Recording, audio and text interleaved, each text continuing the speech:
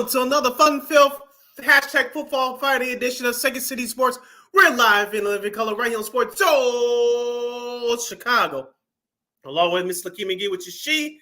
I am Sydney Brownhead. That's me. You can follow yours truly on the Twitter, X, and the IG at SidKid80. Once again, it's SidKid80. That's SIDKIDA0. That's SIDKIDA0. You can find my Keenan McGee on the Twitter, X, at KXRB, and the IG.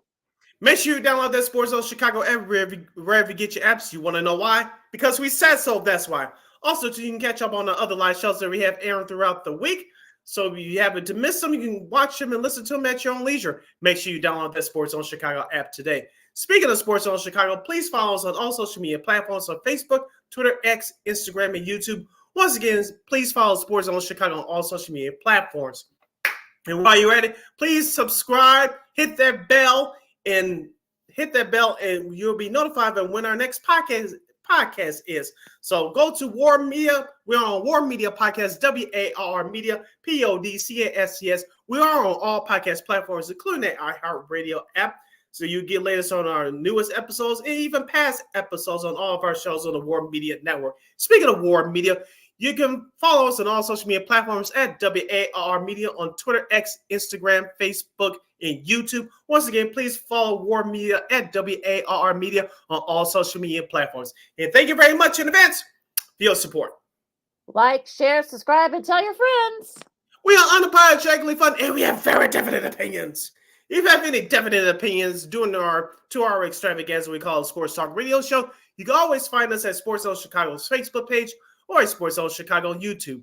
Type in those questions and comments in the comments section. Lakina will get them up on the screen for you. But if you decide to troll and or do something silly, dumb, or stupid, I've given Lakina full power to give you fools to Bill Belichick boot. Ho, ho, ho. Merry Christmas. Toodles. But before we begin, we must... Happy Hanukkah for all those who celebrate. Yes. But before we begin, we must remind you can catch Sports Zone Chicago live in the living color, now available on Roku TV. That's right. So celebrate the squad and get with the program. Sports Zone Chicago is now available on Roku TV. If you already have a Roku television, just hit that sports folder and download that Sports Zone Chicago app. If you don't have a Roku television, but you have some handheld devices laying around, iPhone, iPad, iTouch, your Chromebook like I'm using right now, or your PC like Lakina's using right now, just hit up the Google Play Store, download that Roku TV app, and access Sports Zone Chicago through that avenue. So no more excuses. Celebrate the squad and get with the program. Sports Zone Chicago is now available on Roku TV. 24 hours a day, 7 days a week, 365 days a year. Live and on demand. Anytime, anywhere. And you know we will provide. Yes, we will provide. And we're going to keep it going here. The holiday season approaches here on Second City Sports. Of course, we'll talk Bulls and NBA. We're down to 2 in the in-season tournament finals in Vegas. Of course, we'll preview Bears Lions and the rest of the Week 14 slate. Some college hoops. And will Shohei Ohtani break the news during our show? We'll keep you guys updated on that. And the White Sox do make some moves too, and a whole lot more. But first, the Bears are coming off a bye. They played in Detroit this Sunday. And if you listen to all the Bears, players, Cole Kmet, I think Jalen Johnson also said something similar that, hey, they didn't go into a playoff run. I mean, okay. I mean, look, the schedule, the last 5 games are very manageable. I'll say that. And everybody heard Power from the Bigs when we had him on last week. He said that the Bears could win like maybe 3, maybe 4 of those last 5. I don't know about you, Sid. I mean, I'll give them maybe the Falcons, because depending on where they are, in a couple of weeks. We'll see about the Cardinals. The Cardinals actually pulled off the big upset of, being Pittsburgh last week. But what do you think? I mean, because they're saying, playoffs, maybe one of the wild card spots are in the hunt. If you ask a couple of the graphics, what do you think? It's nice to be in the hunt if you're one of the last teams standing with a bad record. Good grief! But I'm not gonna bury the lead now. I'm gonna bring my lead forward now. And I said this to somebody the other day. If Matt Eberflus and this coaching staff wins 3 games or more, they're coming back next year. Let me repeat that again. If Matt Eberflus wins 3 games or more this season, they're coming back. If they win 2 or less, I believe they're gone. Here's the reason why I say that. We talk about the issues of Justin Fields in the play calling, which has been evident since day one. If you go back to training camp, to be honest with you, but since we're focusing on the regular season, you can go to the offensive coordinator Luke Gessie and his shoddy play calling from game one up until now. Matt Eberflus with the lack of control at times with his coaching staff. Alan Williams being given the boot, and their running backs coach also, I believe, got the boot too a few weeks ago. So there has been issues within his staff, and so whether people want to hear it or not, he's responsible for that. And also, to number 3, it's taken a long time for this defense to get going. Now they've been playing their best ball of the year. Yes, part of that is due to the acquisition of Montez Sweat from the Washington Commanders. Give GM Ryan Poles credit for that. But outside of injuries, you haven't seen any consistency with this team except for the defense these last few weeks. Now, can the offense catch up? We'll find out in these next 5 games remaining. But even with this game against Detroit, Lakina, you can honestly say that this Bears team should be not going to say favorite, but they have a chance to win every last one of these games. Because as we say all the time, the NFL is a week-to-week league, and with the way the Bears are improving, at least defensively, that gives them a shot. Now, are they going to run the table? No. But can they maybe squeak out a win or two that we didn't expect? Well, it's very possible. Or they could lose maybe 1 or 2 that you thought that they would win, but turns out, look at that Denver game. Yes. Yeah. So I mean, look, they host Detroit. Okay, they have a shot. They were very close, to beat Detroit on the road. Then you got at Cleveland. We'll see where Cleveland is. They're kind of in a downward spiral. Then they have Arizona, who they give Jonathan Gannon credit. He has those guys playing well, so it could be for one of the top picks. Who knows? Atlanta, on New Year's Eve, we'll see where they're at. I mean, Atlanta could be fighting, to get, to clinch the NFC South. So who knows? Also, they host Green Bay, which have a lot of implications for their playoff race. I mean, look, you could say that they could have a couple more wins, if parameters would change, but you also say they could have had a couple more losses too. I mean, look who they faced in some of those. Some of the games that they did win. They beat Sam Howell, a rookie. They beat Aiden O'Donnell, a rookie. They beat Josh Dobbs. I mean, they're showing you why that he's been a journeyman the last few years. And also Bryce Young, a rookie. So I really can't say that, oh well, this team might be a bunch of world beaters. Look, will they get their butts kicked in any of these games? No. Could they win 1 or 2 of these games? Maybe, or maybe 3. Sure, but the thing is that it's sort of like you can't really know what the Bears are going to be. I mean, we'll see how they look coming off a bye, because apparently they look better when they have a long layoff. So okay, but I think for me, I think this whole thing is sort of like, could they perhaps maybe upset Detroit in Soldier Field? Sure, they can, but could they also see them perhaps maybe losing in another tough one, similar to what happened a couple of weeks back? Sure. I guess I'm not just there. I mean, look, the defense have been playing a lot better lately. They've got, a lot there. Montez Sweat's been a great addition for the Bears so far on the defensive side. Against the run, Justin Jones been really good. Like I said, Johnson and Brisker, they've been very solid. Kyle Gordon made some plays too. But like I said, I'm at that point where you can't have a good defense and then have like a block offense. Like there needs to be consistency, especially that O-line. I mean, we've seen the O-line play okay, but we've seen the O-line also play not good. So, it's very hard for me to figure out what this Bears team is because I simply have no idea. You're listening to Second City Sports on the hashtag Football Friday edition right here on Sports Zone Chicago. We're live and in living color. Sid Lakina hanging out here with you, talking Chicago Bears football. They're coming off their bye week as they getting ready to host the Detroit Lions on Lakefront on Sunday at high noon. You can watch that game on Fox. Lakina, I'm with you when it comes to the offense. As we said all season long, we'll say it here. The Bears need a new center. How difficult is it to hide the ball when the quarterback is clapping his hands, okay? How hard is that? And the Bears have been struggling with that all year. Number 2, here's the thing about the Bears offense. I want to see Justin Fields get back into what he did a couple weeks ago against Detroit in terms of taking care of the football, not waiting too long to throw the ball, because he leads the league in holding the ball too long before he throws the pass at 3.1 seconds. And that's not going to get it done. He did take a slight step back in that win against Minnesota a couple weeks ago with those 2 fumbles. That just cannot happen. But he needs to get back to what he did against Detroit at their place a couple weeks ago. And I think he'll be okay. But here's the thing, looking with their 5 opponents remaining on that schedule. let's just say the Bears do run the table, which I don't think is going to happen. But let's just say they did run the table, Lakina. You know, all those early season losses against the Saints, against the Packers on opening day. You know, when it comes to assuming the Atlanta Falcons, by the way, win the NFC South.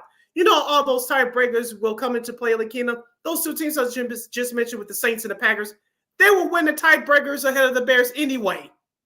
So they can say they can run the table all they want to. And I get it, they're supposed to say that because they're supposed to have confidence with themselves. But let's do the math, Lakina. Let's just say they do finish 9-8. Like I said, those are just the two teams that pops up on top of my head that the Bears had on their schedule early in the year and they lost to. They're not going to win the tiebreaker over New Orleans. And even though they split the season series with Green Bay, do you think that Green Bay will get an advantage over them going to the playoffs? I think so, if my math is right. Mm-hmm. Then more the tiebreakers come into play. Exactly. That just I guess the AFC. We're in that time of year where it's gonna be like all these weird tie-breaking scenarios and such. Mm-hmm. Yeah, it's long. So yeah, we won't get into all of them. But yeah, I mean, look, could they run the table? Sure, but like I said, this team has not shown me anything that they can. Like, look. I mean, look, they're not gonna get. Like I said, I don't think they're gonna get their butts kicked in these games. But look, I could see them perhaps maybe losing a couple of these. You know, maybe lose one that you thought that they could probably lose that. Look, I don't know. Atlanta's not really the flashiest team. They're kind of like, struggling a lot. But look, they're right there in the thick of it in the NFC South. I mean, like Arizona, look, they're not good right now, but they play hard, and you can tell that. Look, Kyler Murray is starting to kind of like the old Kyler Murray, and some of the other, some of the other great players on the field. James Conner's, really solid in the backfield. So for me, I think, look, this is going to be one of those things where I just don't know which team I'm going to get with the Bears. Am I going to get a team from earlier this season that got their butts kicked by Green Bay earlier in the year? Or am I going to get the team that's been playing very well the last couple of weeks? I don't know. I don't know which team I get because this team has not shown me anything. Now, should the Bears win 2 or less games, I think this coaching staff is out of here. And if that's the case, Lakina, there was news reports, if you want to believe them, they came out earlier this week. They said that the Bears will be seriously be interested in Jim Harbaugh, who's currently the head coach at the University of Michigan. Of course, he's getting ready to play in the college football playoff less than 3 weeks against Alabama. And, of course, Eric Bieniemy's name has been thrown around as well. He's the current offensive coordinator / associate head coach with the Washington Commanders. Lakina, do you really think that the McCaskies will cut ties with Matt Eberflus? This is a second year into his coaching regime. Do you think they really have the guts to do that? Now you have President Kevin Warren in there. You have Jim Ryan Posen, and I believe this will be his 3rd year at the helm right now. So do you think the McCaskies will give Kevin Warren the green light to do that? And will you think they'll actually pick a hot name head coach? Because when's the last time did the Bears have done this outside of Dave Weinstein, who replaced Dick following the 1992 season? Yeah, I mean, the thing is that, look, we've heard the reports that, of course, apparently Kevin Warren wants more say in the football stuff. I mean, I'm sure he probably does. I mean, if you believe those rumors. Look, the Harbaugh stuff, I mean, who knows? I mean, there are reports that he might re-sign with Michigan. They're just like, working on the language and stuff like that, for 5 more years or whatever. So he might be off the table. Eric Bieniemy, I mean, look, that Washington Commanders offense has not looked good. They're not consistent. They're actually worse consistent than the Bears are. So I don't know if he's the name. I think he kind of, his stock kind of might have dipped a little bit. But then again, look, the Chiefs haven't been very good on offense lately themselves. So maybe he actually looks pretty good here. So yeah, I think for me, look, we know old habits die hard with the McCaskey. So I can't see them say, hey, I want to get rid of this guy, especially after only 2 years. I just don't see them doing that. If they win 2 to 3 games, if they just miss the playoffs or whatever, they get to 7, they're like 7 and 11, then they'll probably, considering where they were last year as a 4-game improvement, look, I can see them bringing them back. Anything else, if they go winless, then that's that. I don't know. He might. Who knows? But you know what the McCaskies, their mindset is. Yeah, I'm with you. Like I said, they win 2 or fewer games. I think this coaching staff is out of here. Of course, if they run the table, of course, it's obvious that they come back. But I think if they win 3 here, the McCaskies can make the argument say, okay, you can come back, but you got to make a change within your staff, i.e., get rid of Lou Getsy. I think that's a more realistic scenario here. That could be in play. Ben Johnson, who's the OC for Detroit. His name's being thrown around perhaps as well. So, but I can see Detroit, bumping up his salary too to keep him there. I can picture Matt Campbell telling us, Dan Campbell, telling hey, look, I want my guy to stay, so y'all better bump up his salary up a little bit. So yeah, a lot to be decided here. So we'll talk more about this right now, Christy. But we got to take a really quick break. Of course, we're going to talk some NBA. The Bulls go for 4 in a row. Yay! I guess. And of course, we're down to the final 2 in the in-season tournament, and a whole lot more in NBA. We may throw in some college hoops too if we got time. But the Keenan McGee, Cindy Brown, Second City Sports on Sports of Chicago. We go to the hardwood coming up right after this. This year, my mom got me the perfect bag for back to school. These colorful binders help me stay organized. These headphones are just what I need for studying. These new sneakers are just what I need for the new year. This jacket is a real must-have. My parents got me the skateboard I wanted. It's pretty cool. These scissors really come in handy in art class. These colored pencils, too. These new socks, they can be a real lifesaver.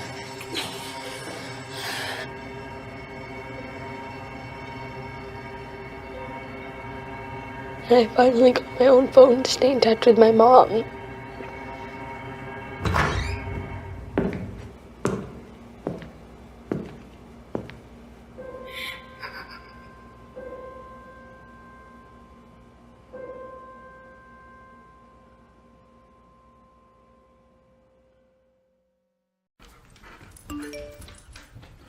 Trisha's having a sleepover tonight. Can I go? I wonder about Lucy's friends. What should I say? I know you're only 10, but one of these days a friend will offer you a drink. And alcohol at your age can lead to so many things. None of them good. So can I go to the sleepover? Lucy, I want you to promise me I something. finished my homework. Bigger promise. If there's any drinking, I want you to say, "No thanks, not my thing." Mom. I promise you, your real friends won't care. Deal? Sure. Really? I promise, Mom. They really do hear you. Did you pack your toothbrush? For tips on how to start the talk, visit underagedrinking.samhsa.gov. A public service message from the Substance Abuse and Mental Health Services Administration.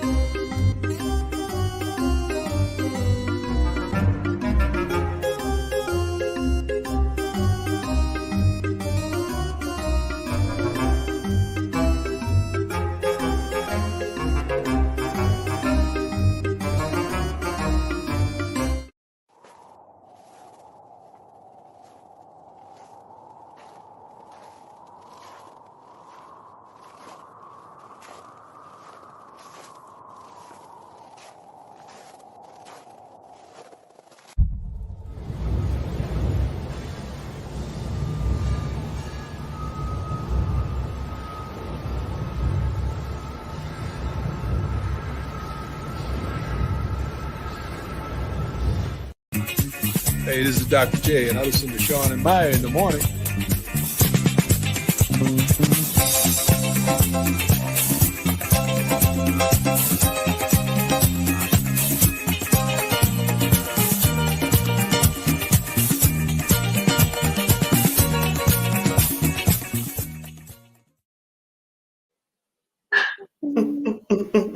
Welcome back to Second City Sports on this hashtag Football Friday edition. We're live in living color right here on Sports Zone Chicago.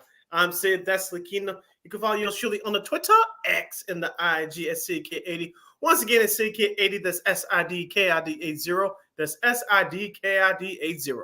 And you follow me at Keenan McGee on the Twitter, X, and I can't go again, the IG. We have less than 85 minutes left or so in this extravaganza we call a Sports Talk Radio Show. If you want to hit us up with your questions or comments, you can find us at Sports Zone Chicago's Facebook page or at Sports Zone Chicago on YouTube. The best comments and questions will get posted up on the screen for you by Lakina. And just a daily reminder, you can catch Sports Zone Chicago right now, available on Roku TV. All right, so let's go to the hardwood on NBA style for a second here. As of course, we'll talk about the end of the season tournament as we're down to the final two teams there. But let's talk about the Bulls. The Bulls have won 4 in a row. I mean, look, they're going for 4 in a row tonight against the Spurs. While they've lost 15 in a row. I'm talking about the Spurs have, so some will give there tonight. But first, let's talk about their win against the Hornets on Wednesday. Did what they're supposed to do against a very injury depleted Hornets squad. They need a big, third quarter, to kind of pull away from the Hornets, but they did just to win that game. Excuse me. Kobe White once again, playing better without Zach LaVine. He had 19 points leading the way there. Vooch had 20 points and 12 boards. Also, too, DeMar led the way with 29. So a really solid effort from the Bulls. Caruso had kicked in with 12 points. So again, a very solid win. Now look. Again, they're 8-14 on top of the Bulls. I'm not going to say they're going to win 10 in a row. I'm not saying that again. They could be halfway there by the time we get back on Monday. Maybe. Well, yeah. Well, maybe so. But I mean, look. I'm just going by what our buddy Matt Peck, CHGO, what that he's been saying. But it looks like the team is starting to show a little bit of, as our buddy, other buddy on their Big Dave Watts would say, they look competent. They looked really good. I mean, they're shooting a 3 a lot better than they have been, and the offense seems to be flowing a little bit better. So, what do you think?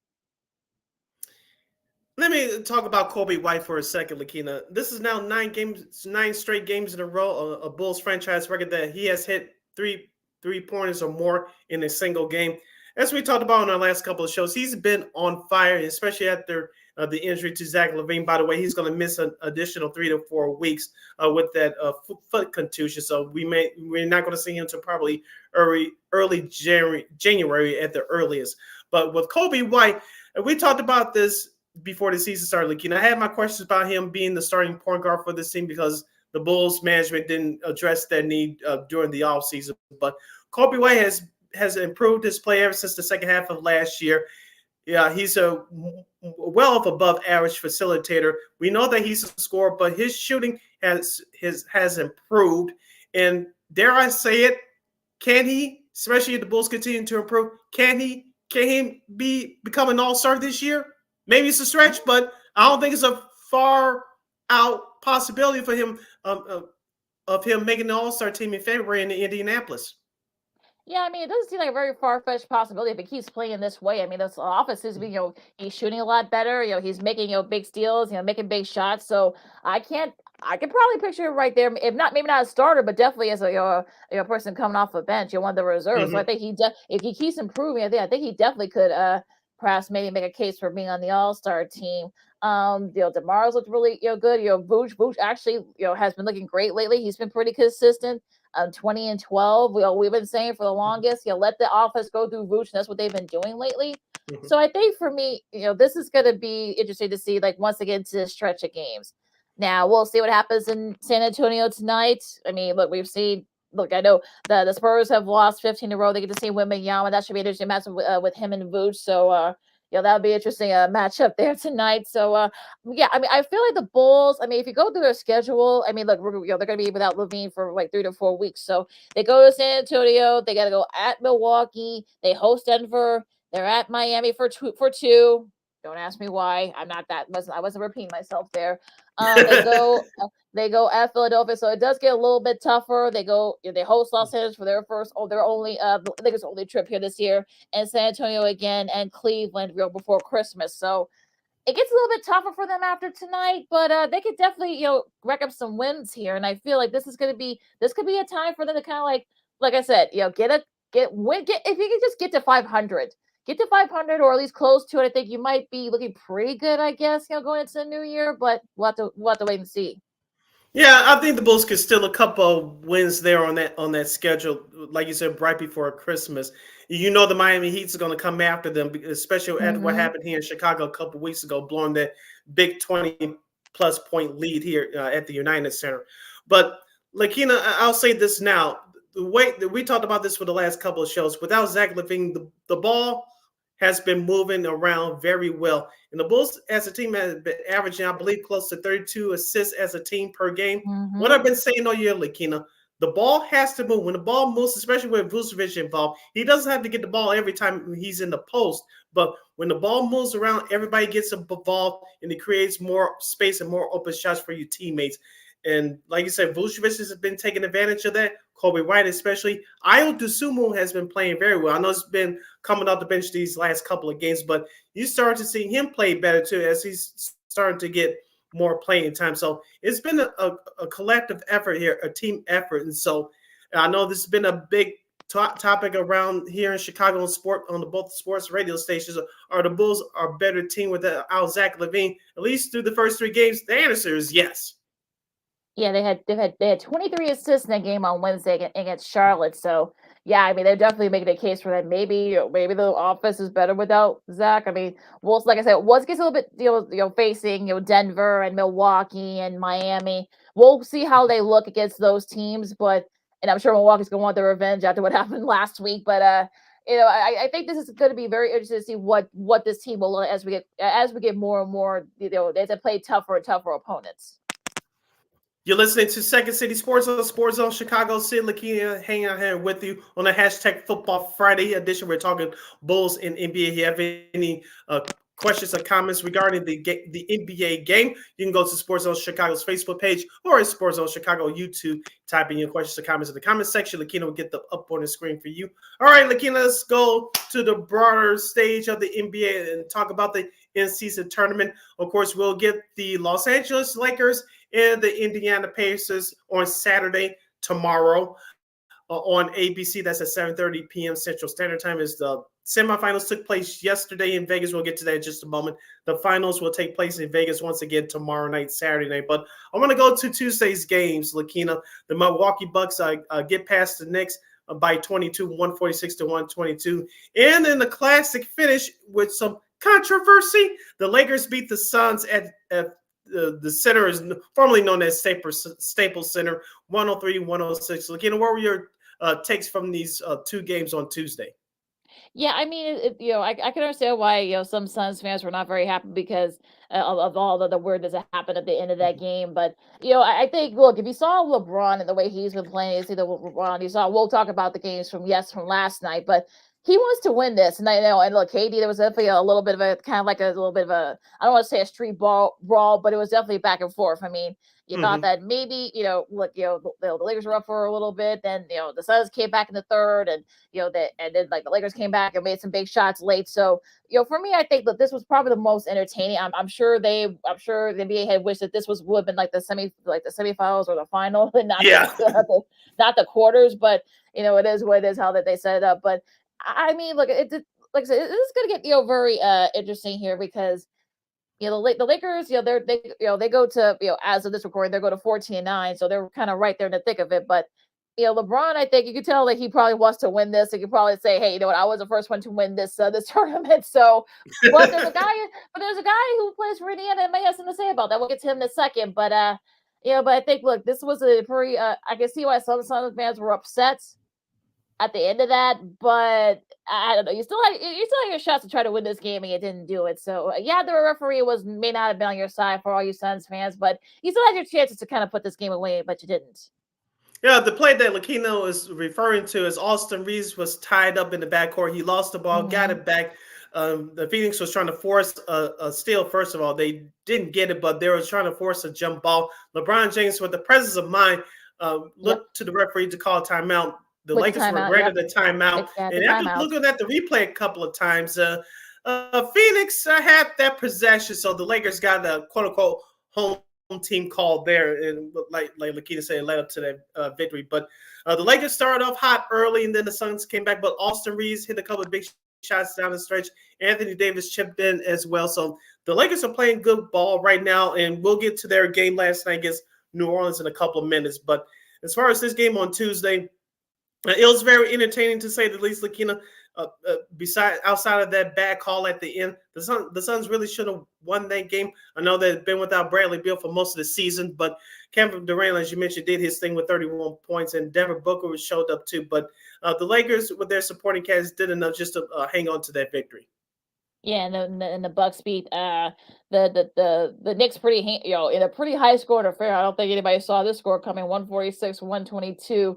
Giannis had 35. Julius Randle kicked it with 41, which is a career high for him. Excuse me, but it wasn't enough there. And now going into Wednesday's games, you got Cleveland. Non-tournament games. Yeah, non-tournament games. These are non-tournament games. These are teams that are not in the tournament. The way this, I know it's weird how the schedule sets up, but the Sixers bounced back, with a win against the Wizards. Miami pulled away from Toronto. Minnesota beat San Antonio. They're still in a roll there.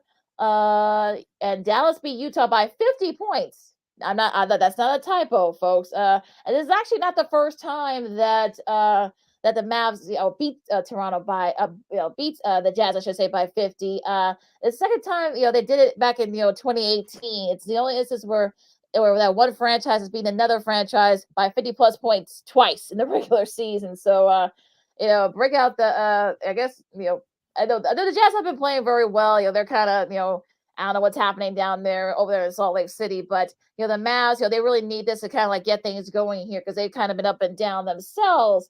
But yeah, a game like this could definitely help them with their cause. So Luka had 41 there. But another couple other games, the non-tournament games. Well, Luka dropped an F-bomb after that game too. I during know. the post-game interview. Yeah, I'll say. Oh, yeah. He was. Let's say he was a little bit excited after the 50 point shellacking there. And the Clippers got a big win against the Nuggets. Kind of got a little bit of revenge there, and looks like Harden started to kind of get it going finally. Yes, he started to get his feet wet, started playing within the team concept. He led the Clippers with 20 points. He also grabbed 11, stole the ball 3 times, rather, and dished out 11 assists. He's finally starting to get used to the system, getting used to Coach Ty Lue's system, and everybody else is falling into plays like Kawhi Leonard and Paul George. Of course, Russell Westbrook is coming out the bench. So far, he hasn't had a problem with it. So the Clippers now they're at, they're at 10-10 on the year. Let's see where this leads for the Clippers. They should start winning some of these games now. As you mentioned, they got their revenge on Denver for the last couple of times they played them, especially early in the in-season tournament when the last game that they played against Denver, which they lost by a couple of points. But I want to talk about the other game that took place on Wednesday, looking at the Golden State Warriors beating the Portland Trail Blazers by 4. Steph Curry came out big, scoring 31 points. Yeah, they did, and I mean, look, I think Golden State really needed that that win desperately because of the again they've been struggling a lot lately, due to Draymond and his antics and all this stuff. Steph's been kind of been in and out of the lineup with with the injuries and age and stuff. So they really needed this win. I mean, Draymond's been on his best behavior. He got 10 and 10, 10 points and 10 boards. Steph did the same with 31 points. Clay didn't have his best showing, only had 11, but he made a couple of big shots late that definitely helped them hang on against Portland. But yeah, I think, look, they're 10-11 as of we're recording this, what the Warriors are. So again, let's give it a couple of weeks before we start forgetting about the Warriors. We heard about this last year that this was going to be, is it starting to, things starting to fall off for the Warriors? Not just yet. So let's win a couple of weeks before we start, writing their basketball obituary, I guess, if you will. Staying with that Western Conference, Lakina, the Minnesota Timberwolves improved that record to 16-4 by defeating the San Antonio Spurs on Wednesday, 102-94. Rudy Gobert, 16 points and 20 rebounds. As we talk about with the Oklahoma City Thunder, Lakina, could they be this year's Sacramento Kings? I know they lost to Houston on Wednesday by 9 points, but look out now. The Minnesota Timberwolves, they're coming. They still lead the Western Conference with 16 wins.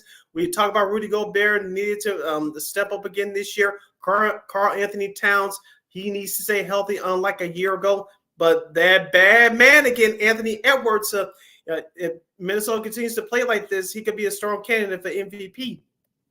Yeah, he really can be if he stays consistent. And look, if Minnesota can avoid any serious injury, if Towns if Cat doesn't get hurt, if Edwards doesn't get hurt, if Gobert doesn't get hurt, God forbid. I mean, if they can avoid any serious injuries, they could probably be, that one seed in the Western Conference. I said they can. I'm not gonna say they're gonna be, but they're definitely are playing lights out right now. And look, like I said, Chris Finch is definitely in the definitely one of the leaders for Coach of the Year, I think. But I want to see how they do, against some of the other top teams. But yeah, at least right now, I think Minnesota's showing you why they have the best record in the league.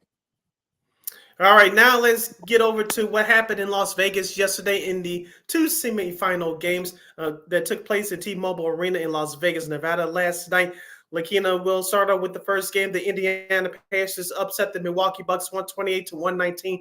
Tyrese Halliburton, who we talked about on this show before for the last couple of years, for the Indiana Pacers, 27.7 rebounds and 15 assists. Giannis Antetokounmpo, a.k.a. the Greek Freak, for the Milwaukee Bucks, 37 points and 10 rebounds. This was a very competitive game, Lakina. The Bucks struggled in the first half. So did Damian Lillard. He shot the ball 10 times, only made 2 field goals, but he did heat up in that third quarter. But once it got to the late stages of that third quarter, in the start of that fourth quarter, Halliburton and crew for the Pacers said that's enough. They took over. They shot the ball well, especially from 3, and they went on their way to the victory. Shout out Miles Turner as well. He was really dominating inside for the Pacers. Yeah, he was 26 points and 10 boards for him. He was definitely a beast. He was definitely a force inside for the Pacers, and he and Halliburton. Halliburton's been playing very well. I mean, he's averaging, I think, about 26 points a game, especially during this in-season tournament. Mm-hmm. He's been one of the reasons why the Pacers are right there where they're at 12-8 as we're recording this. So they were able to pull off that big upset against the Bucks last night. So I think they're definitely up there, though. I mean, the Pacers are one of those teams where, yeah, I know there are a couple of times they got their butts kicked in a couple of games, but they're showing you why they can shoot the ball very well when they're hitting they're in their threes, especially. Mm-hmm. They're tough to beat. I mean, I know they were only 7 for 33 from 3 last night, but look, they did enough in the field and with the free throws to help them, to propel them to the win. Yeah, let's give head coach Rick Carlisle credit too. We all know that he's a championship head coach. He won his title a little bit over a decade ago with the 2011 Dallas Mavericks. But Rick Carlisle had to adjust for the last couple of years to the players that he has on his roster. Now the Pacers are very efficient. I think the best offensive efficiency team in terms of the numbers in the NBA. You mentioned about Tyrese Halliburton. I talked about it with Kobe White just a few moments ago. I think with the game being All-Star game being in Indianapolis this year, Tyrese Halliburton has a real shot of being on the Eastern Conference All-Star team this year if he continues to play like this, and the Pacers continue to win as well. But on the flip side for Milwaukee, Lakina, as I mentioned, Damian Lillard got going in that second half. Giannis did his thing. Malik Beasley had a couple of nice shots, which I thought was a big addition for them in the offseason. But what happened to the rest of that team in that second half yesterday, Lakina? Even though it was a high-scoring game, Lakina, only 25 points in that fourth quarter. That's just not going to get it done. If you're a championship team like Milwaukee, many people like yours surely has predicted for the Bucks to win this year. You got to show up in big moments. And the Pacers, I'm not saying the Bucks didn't want that game yesterday, Lakino, but as we talked about on our show on Monday, you could tell these veteran teams that is approaching this in-season tournament, okay, we could use this. It's just another game. I'm not going to say go through the motions, but, let's just do our thing and let's not overdo it. But for these young teams like New Orleans, which we'll get to in a minute, and what the Pacers did last night, they've taken this opportunity to say, hey, we're the up-and-coming teams in the league. Let's use this to reestablish ourselves, perhaps use this as a stepping stone to what we could do down the road from now to the end of the season. Could definitely come in handy, especially when they're trying to fight for those play-in tournament spots. So yeah, they'll be interesting with what they do here. They'll be facing the Lakers in the championship game coming up tomorrow, Saturday. The Lakers ended up pulling away pretty handily from the Pelicans, 133-89, 43-17 third quarter. Definitely propelled the Lakers to that win over the Pelicans here. AD had 16, of course. LeBron had 30. Austin Reeves, it was a very interesting game from start to finish for some of these from some of these guys. I mean, Reeves had 17 off the bench. D'Angelo Russell had kicked in with 14. So it was actually a pretty solid effort. It wasn't just about LeBron. If you heard LeBron's comments afterwards, you can tell that he probably wants to win this. So maybe he does. We were wondering like, will the big stars care about this game. You can tell when he and KD face each other on Tuesday, and then last night you can tell like he really wants to win this tournament. Yeah, but I heard someone say this the other day that LeBron James deep down probably knows that, we all know that his career is going to come to an end within the next 2 or 3 years or so. He probably knows that deep down that he may not get. Last year was probably his last real best shot of getting back to the NBA Finals. So he wants to win this NBA Cup. Now, will we be talking about this when he retires? Probably not. Okay, it's going to go down his resume, but you're not going to use this in this stupid argument when you compare him to Kobe or Michael Jordan. So it's just going to be another achievement on his resume. But for the Lakers right now, as we talked about before, I like the way some of their role players are playing, like Austin Reeves and Max Christie. And it's nice to hear D'Angelo Russell finally decided to show up on the scoring sheet. So, well, for the Lakers, as we said before, Anthony Davis needs to be that alpha dog, especially inside. LeBron James, he can contribute and pick his spots to take over games. You don't need him to score 30 points every night. I know he has a birthday coming up in a couple of weeks when he turns 39, but you don't need your 39-year-old to be your leader in scoring every night. Even though he's in incredible shape, he's not the player that he once was, not even 5 years ago. So he has to choose his spots, and the other players are going to have to step up. And Anthony Davis, he's going to have to be that leader on the floor to do that. Yeah, and even LeBron said afterwards last night, he said, "Look, it's only December. I know that I'm not gonna, I'm not gonna play like this." He admitted it. So, like you said, let's just let them enjoy the ride. And look, if they win, great. I don't know if this is gonna be a make or break of time. If he wins or loses, the Lakers. But I think he knows that. Look, this is probably he's got this probably maybe slow it down a little bit after the first. So you may see him take a couple of games off, like I've been saying. So for me, I think look, he's still playing at a high level at his age, but I think even he knows that he may have to slow it down a little bit. So, and LeBron's very self-aware, so he knows that. Look, he's not going to be playing 40 minutes every night, or every game. So he knows that what's coming, especially since he's going to be turning 39. All right, a couple of things, Lakina, before we head out for the top of the hour break. Who's your pick for tomorrow night, the Lakers or the Pacers? I mean, it's gonna be a close one, but I think I think the Lakers might win it just because I think, look, at least LeBron say, hey, look, at least I can get won the first game. But look, I wouldn't be surprised. Look, if Halliburton plays like he's been playing the last couple of weeks during this tournament, I would be surprised if the Pacers pull it off.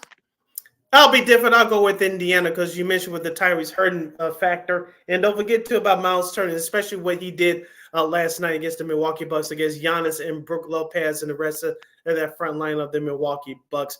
I want to ask you before, like I said, before we head out for the top of the hour break, what did you think about the coverage on TNT and ESPN yesterday? Of course, Reggie Miller joined Mike Breen and Doris Burke for the first game, and that was Milwaukee, Indiana. Of course, TNT had the second game. Of course, TNT's Inside the NBA brought in Stephen A. Smith and Michael Wilbon. What did you think about the coverage from those two networks yesterday?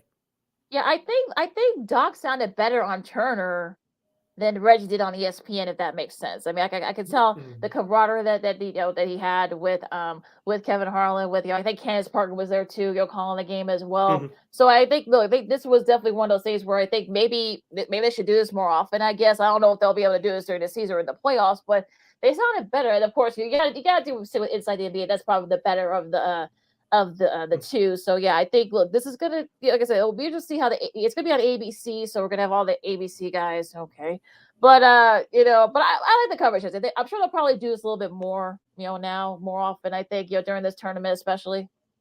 And I forgot that famous line, of course, when Stephen A. Jumped on the TNT set. Charles Barkley yelled at him about first take and whooping his ass and all that other stuff. I was like, I knew that was scripted. You knew that was coming. I wasn't annoyed by it, but I was like, yeah, you knew that was coming. But I thought the coverage was fine from both the networks. I kind of agree with you with Doc Rivers on the Turner side. Like, it was interesting here. But it was interesting. I think, that broadcast, I think, actually sounded better. Not saying the first broadcast was trash because I didn't think it was, but Doc Rivers, he's been, before he went back into coaching with the Boston Celtics years ago, he was doing broadcasts with Al Michaels when the ABC picked up and ESPN picked up the NBA some 20 plus years ago. So, and it was just a natural fit for him. So I thought he did a great job, as you said yesterday, doing that second game. All right, let's talk about the schedule. Very light schedule, if you will, this weekend. Friday, we got a big lineup. Of course, these are like non-tournament games. Of course, the Pacers Lakers standalone in tournament final is tomorrow. That'll be simulcast on ABC and ESPN2.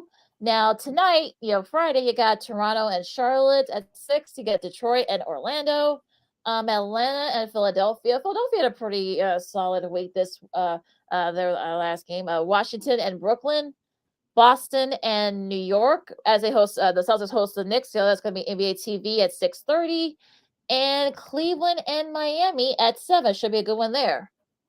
Finish up the rest of the Friday night schedule for tonight. The Minnesota Timberwolves will face the Memphis Grizzlies at 7.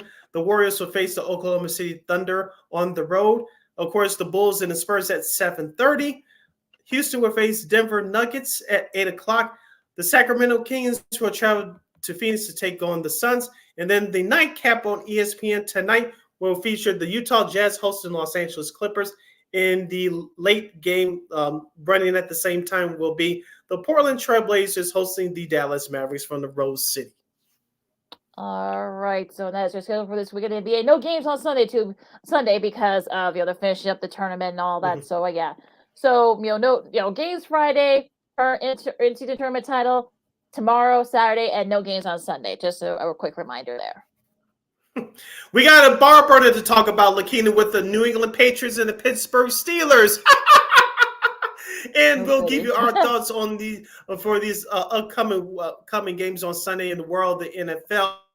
We got our girl Christine, the Queen Manica, at the bottom of the next hour, and a whole lot more. I'm Sid. That's Lakina. You listen to the hashtag Football Friday edition of the Second City Sports. We're live in the living color right here on Sports Zone Chicago. No, I don't know though. I'm scared. I mean, you're so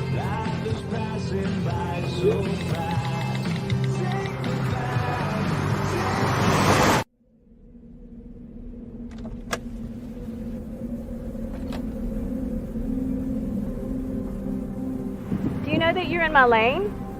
No, not at all. Are you not paying attention? Are you texting? I was just checking in with my mom. I was telling her that I thought we'd be home by 6. It's okay. There's enough time. Just pay attention. I'm not even halfway through my text. There's no way. I'm not even going to look up. My babies are in the car. You have to pay attention. It's just supposed to be a quick text. I'm so sorry.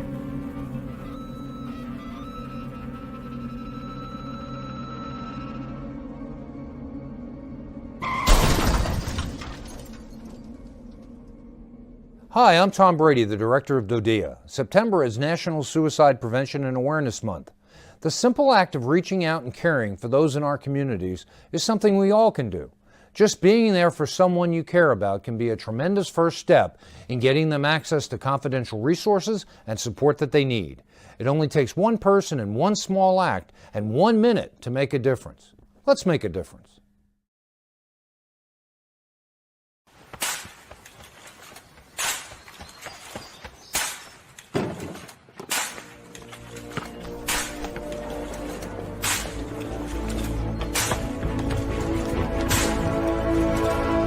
Move it!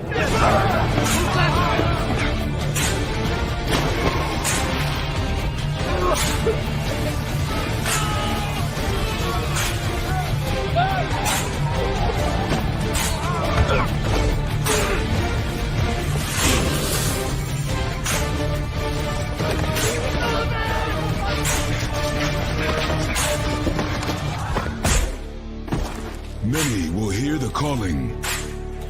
Few will earn the title. United States Marine. The few, the proud, the Marines.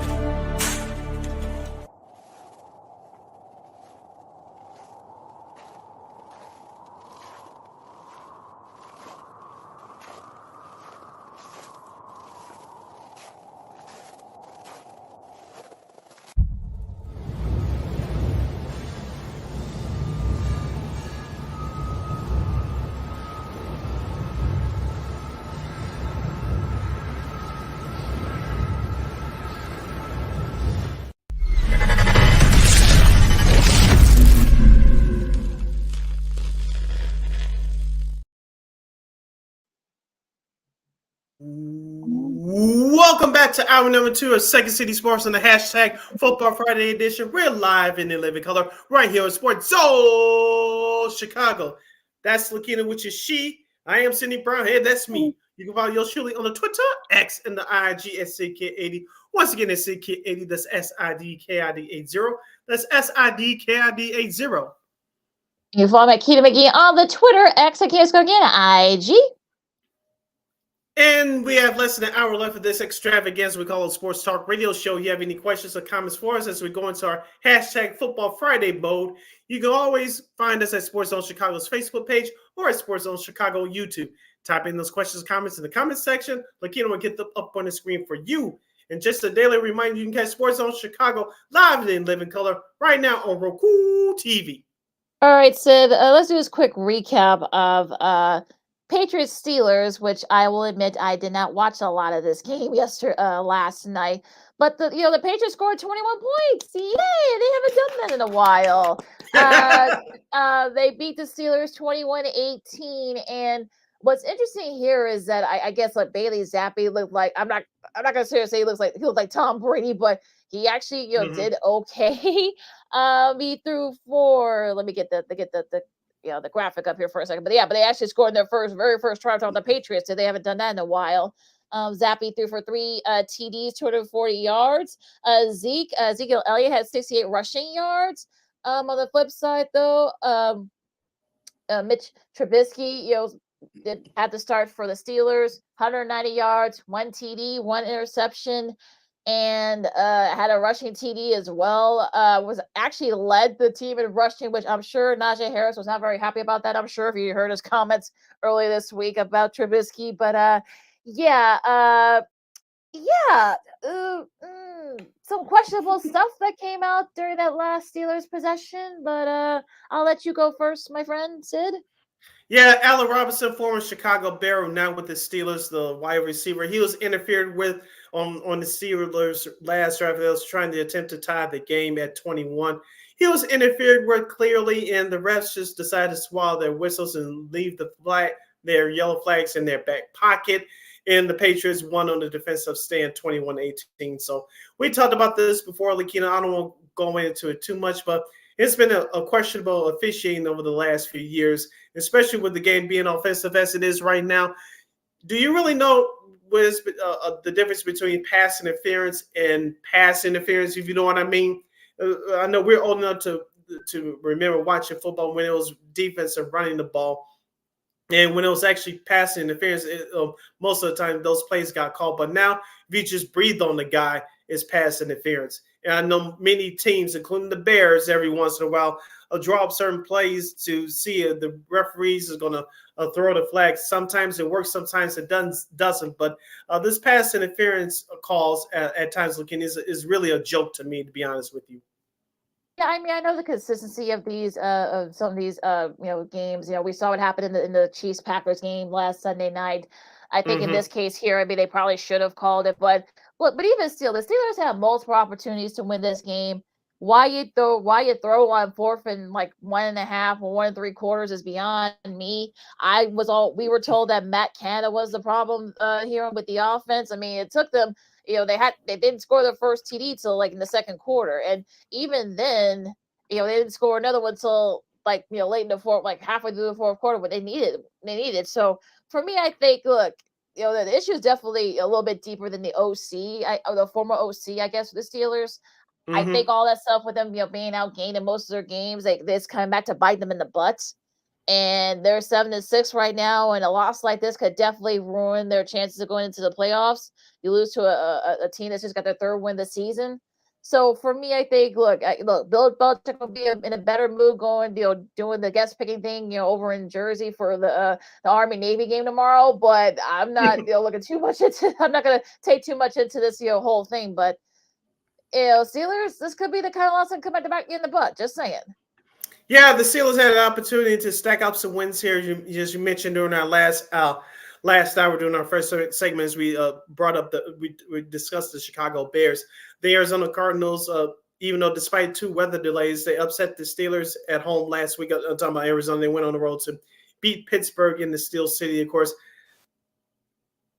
Kenny Pickett is not there, but they still had an opportunity to beat a down and trotting Patriots team last night. And Bill Belichick got out of there with a win. So, like I said, this could start a downfall for the Steelers, but we'll see what happens as they have 4 games remaining on their schedule. You're listening to Second City Sports Zone Chicago, #Football Friday edition. Sid Lakina hanging out here with us as we discuss the National Football League at large. As usual, we'll give you our picks with our girl Christine, the Queen Manik, coming up in our next segment. But I want to discuss some of the other big games that's going on around the NFL this coming weekend. We'll start out with the Sunday night contest on NBC. The Dallas Cowboys at 9-3 will host the 10-2 Philadelphia Eagles. Of course, Philadelphia got smacked around by San Francisco at home last week, while the Dallas Cowboys took care of business with their last games. Cowboys at 6-0 at home. Philadelphia's 5-1 away. Lakina, do you look at this as the biggest game to this point in Dak Prescott's season? Yeah, I mean, this is a pivotal role for him and the Cowboys, because we've seen that they can do good against teams that are mediocre and worse, but yet we haven't seen them beat a team that's really good. So this is their chance to to do that. And as far as the Eagles are concerned, you want to get that bad taste of that Niners loss out of your mouth. So I think this definitely has a prove it mode. I mean, Eagles already won the first meeting, so it's going to be interesting to see how the Cowboys respond in this meeting. So they had a little bit of a break. They got about a 10-day break. So it'll be interesting to see how both these teams kind of how to And I'm glad that NBC has. I'm sure this is a good one game where NBC is probably glad that they have this game, because this definitely be pivotal for both the NFC, perhaps maybe the number 1 seed too. We'll see. Yeah, remember NBC had the Dallas San Francisco game back in early October. Of course, it turned out to be a dub with the 49ers did what they did to the Cowboys. But I think, like you said, this is going to probably be the highest rated regular season game this year on their schedule. Like you said, is for first place in the NFC East. If Philadelphia wins it, they beat the Cowboys in a regular season series 2-0. And the Cowboys most likely will be a wild card team. But the Cowboys winning, I think they'll control the NFC East, while Philadelphia will be searching for answers again. But I think it's going to be a low-scoring game. Maybe not quite to your Lakina McGee special 9-6 game, but I don't think it's going to be a whole lot of points put up in this game, Lakina. That's just my opinion.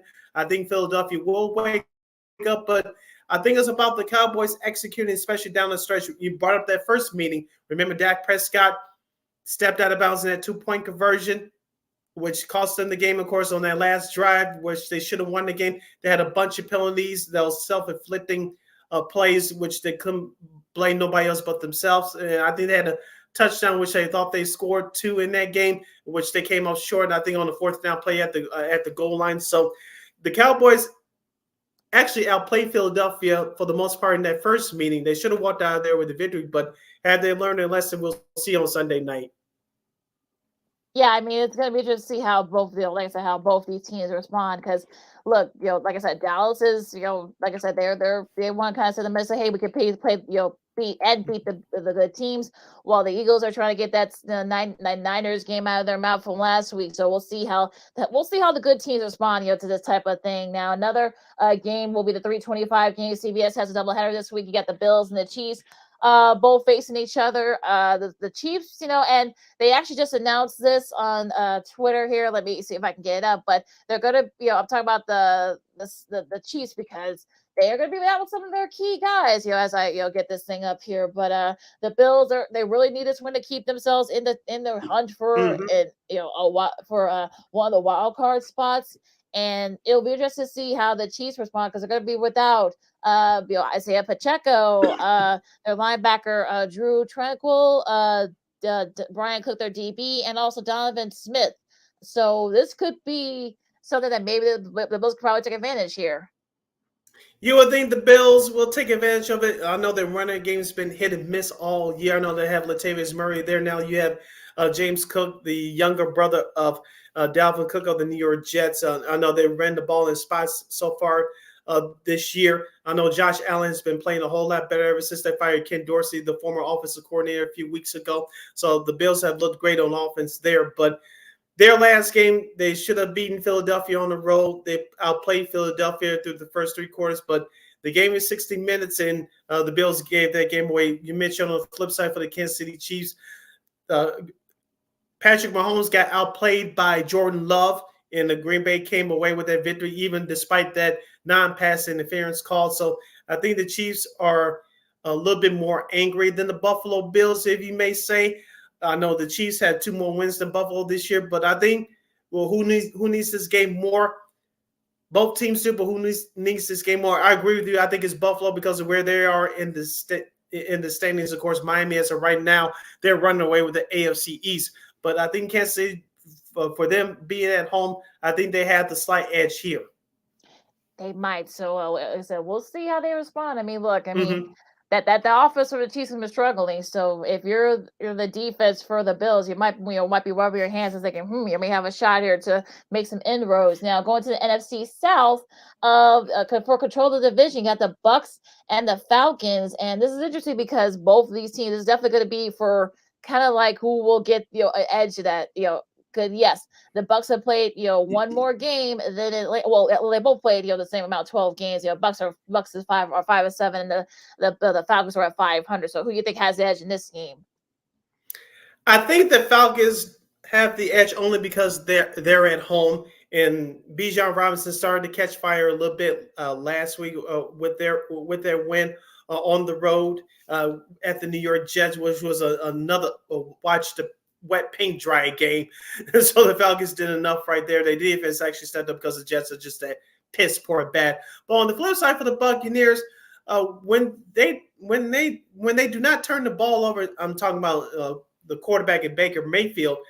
When they don't turn the ball over, they have a pretty good offense. Rashard Wiseman, their running back, has caught fire these last few weeks. Mike Evans, no, not the actor from Good Times. Mike Evans, their star wide receiver. He's having another outstanding season. So him and Baker Mayfield have a connection there. But I think the Falcons have a slight edge here. And for Tampa Bay, they need to get off to a hot start. And I think they'll calm their nerves down for the Falcons. Give Bijan Robinson, the rookie running back from Texas, more opportunities in the run game. And I think it'll open it up more for that Falcons offense. And like you said, been saying all season, Lakina, the Falcons tight end Kyle Pitts, Gary, please free him, please. Yeah, but just to see how that does. I mean, look, yeah, they know where he is. Do they even know where he is? So yeah, we're just to see which one of these teams are gonna have the edge there. Because this could be for the division to control the division. So we'll see what happens in that game. Now, interesting what they're doing here on Monday night. These Monday night games are going to be simulcast. I think this is the first time ever that this is going to be taking place. And also, too, not only will there be a Manik cast, but Peyton and Eli will be doing both games. So that will be interesting to see how they do this. Dolphins will be on ESPN, and while the Packers Giants will be on ABC. So yeah, this will be interesting though because we'll start with the Packers game, the Giants game first. Giants have been playing very well lately with Tommy DeVito as their quarterback. You got the Packers, off that big win against the Chiefs at home. So do you sense a letdown here? Because I think if you're the Packers, you got some very winnable games. Although the Bears have winnable games, the Packers schedule is even easier. So if you're the Packers, you better try to pounce, and this is the time to do it. And I agree with you on that. Can they come in overconfident? Sure, because you beat the defending world champion Kansas City Chiefs in prime time in front of a national audience last week. You've been playing well over the last few weeks. You're starting to win some of those close games. Jordan Love, even though he has 22 touchdowns and 10 receptions so far this year, he's been playing well these last few weeks. So you start to, as the kids would say, feeling themselves a little bit. So that definitely could be a letdown. On the flip side for the Giants, we all know even though they're 4-8, they're having a terrible year. They're starting to play better with Tommy DeVito. But let's not forget about Saquon Barkley. He can run through that Green Bay defense as well. I know Green Bay's defense has been questioned by Packers fans as not being up to par like it has been over the last few years, but that Packers defense is 9th in the NFL in terms of scoring defense. So watch out for that Packers defense. For the Giants, they could play loser free because no one expected them to win this game. Many people expect them to be blown out, and that could be very, very dangerous for the opponent. Yeah, it can. So it'll be interesting to see. That I'm intrigued by this because this could be We'll see how both teams respond because the Giants have been playing pretty well themselves lately. We'll see if the Packers can get a little bit of maybe looking ahead. We'll see. I mean, if you hear they're young, so you got to think that maybe they probably won't do that, but it'll be just see how both these teams respond. So yeah, this could be a more entertaining game that a lot of people are giving them credit for. Yeah, I couldn't agree with you more. As we laid out the scenario, the Packers can win this game. They can also lose this game as well. So we'll see what gives there.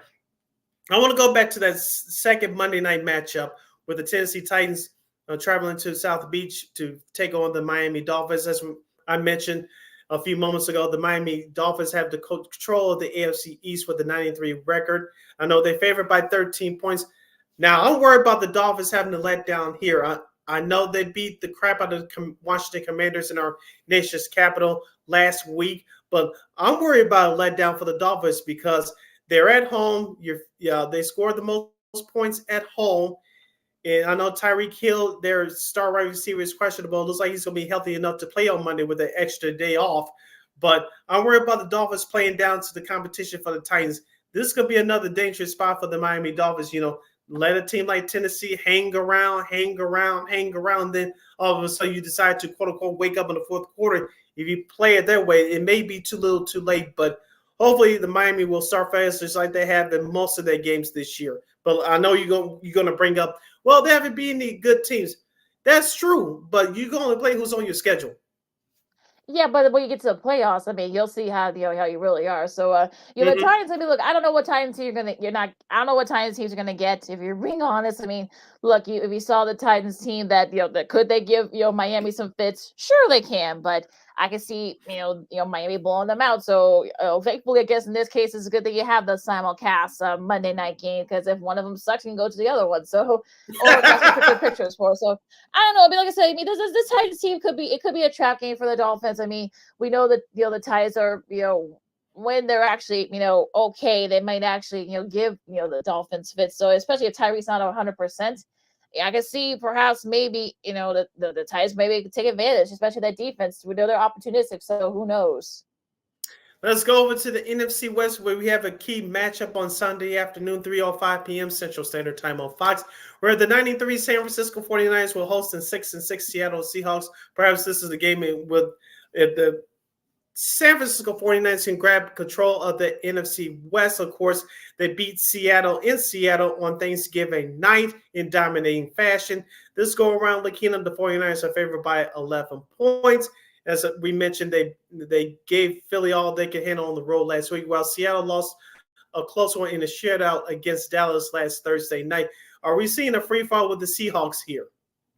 Yeah, I mean, we'll just see how the Seahawks respond because that was a tough loss that they had last week. But I'm interested to see. Look, we saw what happened at first meeting on Thanksgiving. Look, I mean, we saw the 49ers kind of, beat them pretty handily. So we'll see how the Seahawks respond. If the 49ers, they got a lot to play for. If they win this, they take control, like you said, the NFC West. So they probably going to want to do that. And we'll see if, Brock Purdy and that 49ers defense, can kind of, tame Geno Smith. Yeah, you mentioned with the 49ers offense, Brock Purdy has been playing very well. Let's give some credit to Deebo Samuel. Last week, he had a dynamite game with 3 total touchdowns overall. But the number one wide receiver, Brandon Ayuk, he's having a great year with 50 catches, 927 yards, and 6 touchdowns. He'll definitely be a big factor here. And if you're the 49ers, you want to try to get Ayuk and Deebo the ball a lot. So that's going to be interesting to see if we, like I said, I'm sure the Seahawks want their revenge from a few weeks back in Thanksgiving. So we'll see what happens there. Now, I guess we'll do one more game if there is one more. I guess the Colts and the Bengals, if that's how you want to kind of turn that. I mean, the Colts have been playing very well. They're 7-5. They're right there in the thick of it. The Bengals, kind of pulled off the upset on Monday night. So I guess the Jaguars. Mm-hmm. I mean, I don't know, Jake Browning. Look, that's the best I've seen. Jake Browning since he was at Washington. UW, University of Washington, I should say. So I don't know. Look, I don't know if it's just because the Jaguars kind of made him look like competent. But I think the Colts defense is actually pretty solid. So this could be one of those toss-up games. Yeah, I think it's going to come down to the running games for both teams here. Of course, with Cincinnati, you have Joe Mixon on the flip side for the coach, you have Zach Moss. But like you said, give the Bengals credit, especially after that injury to Trevor Lawrence for the starting quarterback for the Jaguars early in that fourth quarter last week. You mentioned Browning and Jamar Chase, who had a stellar game last Monday night as well.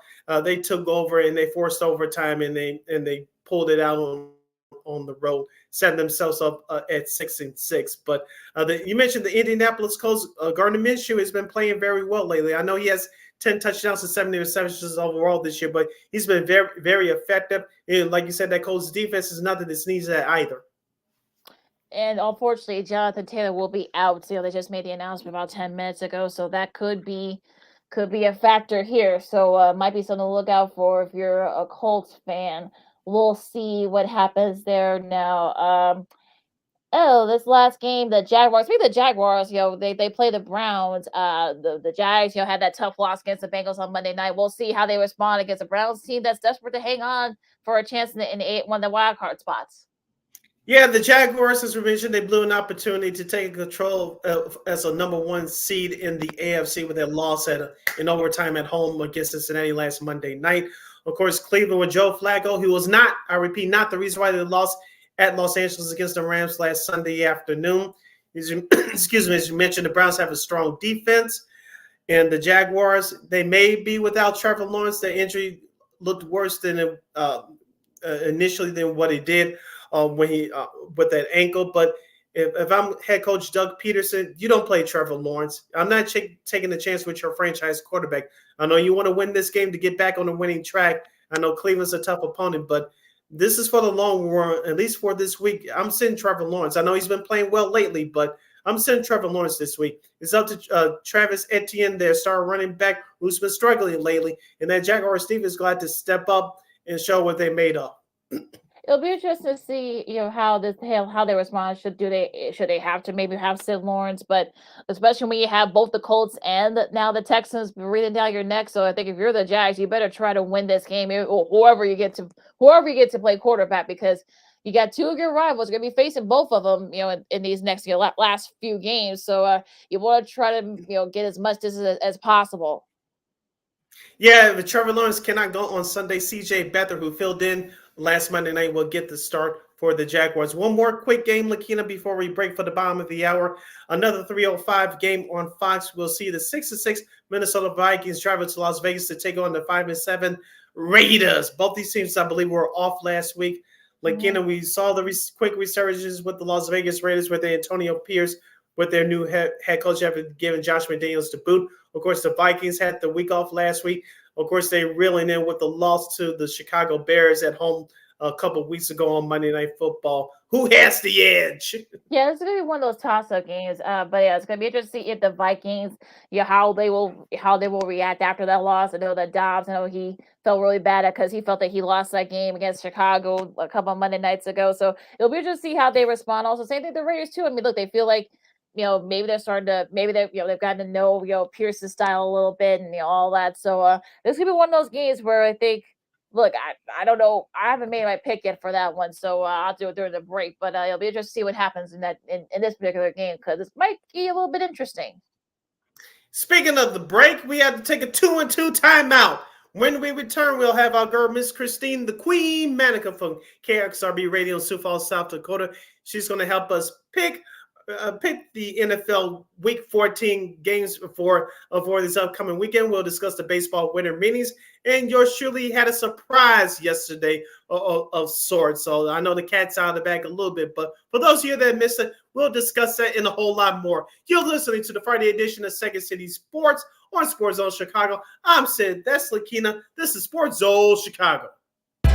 This year, my mom got me the perfect bag for back to school. These colorful binders help me stay organized. These headphones are just what I need for studying. These new sneakers are just what I needed for the new year. This jacket is a real must-have. My parents got me the skateboard I wanted. It's pretty cool. These scissors really come in handy in art class. These colored pencils, too. These new socks, they can be a real lifesaver.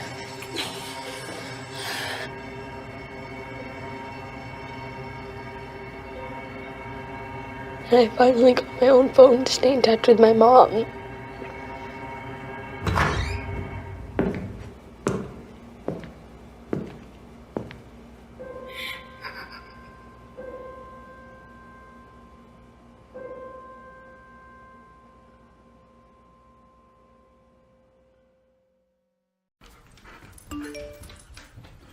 Trisha's having a sleepover tonight. Can I go? I wonder about Lucy's friends. What should I say? I know you're only 10, but one of these days a friend will offer you a drink. And alcohol at your age can lead to so many things. None of them good. So can I go to the sleepover? Lucy, I want you to promise me I something. finished my homework. Bigger promise. If there's any drinking, I want you to say, "No thanks, not my thing." Mom. I promise you, your real friends won't care. Deal? Sure. Really? I promise, Mom. They really do hear you. Did you pack your toothbrush? For tips on how to start the talk, visit underagedrinking.samhsa.gov, a public service message from the Substance Abuse and Mental Health Services Administration.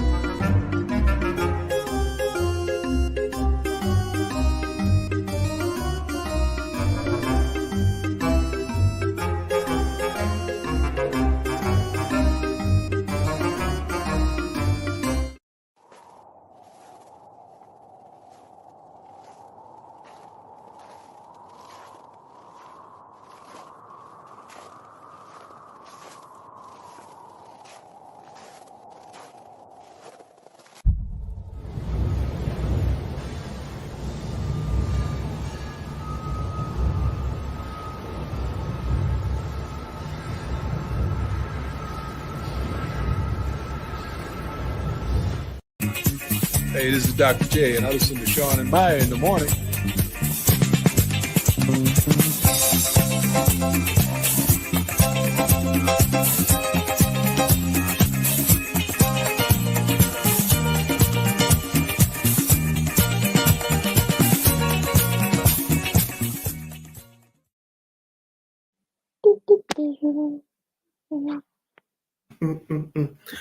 Welcome back to the hashtag Football Friday edition of Second City Sports. We're live in living color right here on Sports Zone Chicago. I'm Sid, that's Lakina. You can follow yours truly on the Twitter, X, and the IG at SidKid80. Once again, it's SidKid80. That's SIDKID80, SIDKID80.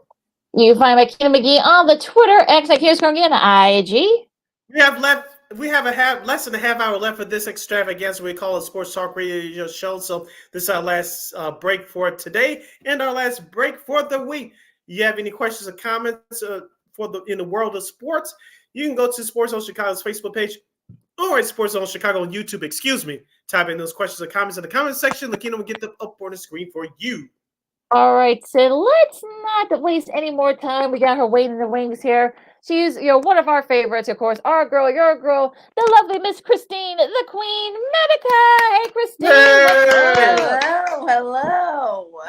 How are you? Oh, we're doing good. How are you guys? We're doing great. Yeah, just a quick thought on the last night's Patriots and Steelers barn burner on Thursday Night Football. What are your thoughts? Gosh. Well, I know us the Bears fans are happy because of the pick now.